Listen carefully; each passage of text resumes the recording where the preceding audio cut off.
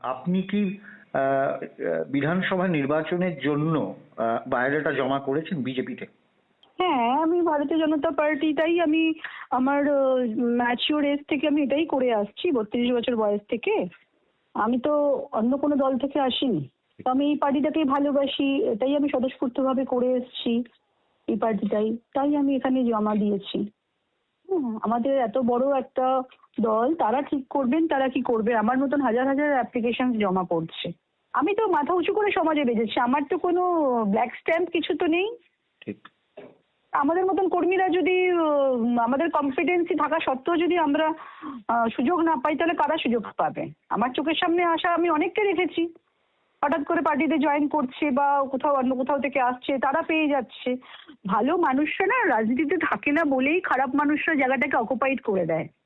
আর সমাজের পরিবর্তনটা এই কারণেই আসতে পারে না। তো আমার মনে হয় সবাইকেই ভাবা উচিত, রাজনৈতিকভাবে সচেতনতাটা প্রয়োজন আছে। সবাই আমরা পরিবার কেন্দ্রিক হয়ে যাই, কেরিয়ার ওরিয়েন্টেড হয়ে যাই। তো আমাদের এটাও দায়িত্ব বর্তায়, রাজনৈতিকভাবে সচেতনতা। জনসাধারণের জন্য যদি আমরা ভালো কিছু করতে না পারি, তাহলে আমরা কোন সমাজ দিয়ে যাব নেক্সট প্রজন্মকে?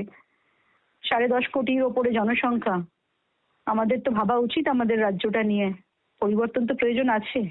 রিঙ্কুদি, আর একটা প্রশ্ন করব আমি, সেটা হচ্ছে আপনি কোন কোন কেন্দ্র, মানে আপনি কোনো কেন্দ্রকে একদম ঠিক করছেন যে আপনি দাঁড়াতে চান, এরকম কোনো কেন্দ্রের নাম কি আপনি বলেছেন, বা আপনি কি চান? না, আমি চাইলেই তো হয়ে যাবে না। আমাকে হ্যাঁ, তবে হ্যাঁ। কেউ ইন্সপায়ার করেছিল, একজন কোনো লেডি কনস্টেবল, যে ম্যাডাম কলকাতায় ফিরলে হবে, উনি এখন আমাদের জঙ্গলমহলের বৌমা, ওনার আমাদের জঙ্গলমহলের প্রতিও অনেক দায়িত্ব আছে, আমাদের কথাও ভাবতে হবে। একদম। কলকাতা কলকাতা তো তখন তার কথাটা না আমার কাজ করে গেছিল আমার হার্টে আর কি। তো আমি তখন ভাবলাম ঠিকই তো বলেছে।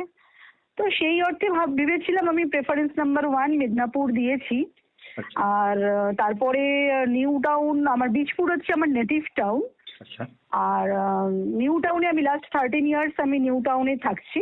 ঠিক। একটা শেষ প্রশ্ন করবো রিঙ্কুদি, সেটা হচ্ছে গিয়ে কেন্দ্রীয় নেতৃত্বের ওপর কতটা ভরসা আছে? আপনি কি আশাবাদী, মানে কেন্দ্রীয় নেতৃত্বের ওপর কি ভরসা?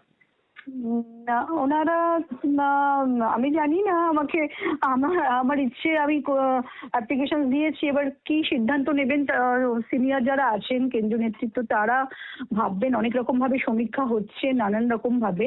ঠিক। ঠিক আছে, যদি সমীক্ষাতে আমার লাক ফেভার করে তাহলে হয়তো দেখা যাক, আমি বলতে পারছি না। আমাদের এখানে লাকটাও ম্যাটার করে।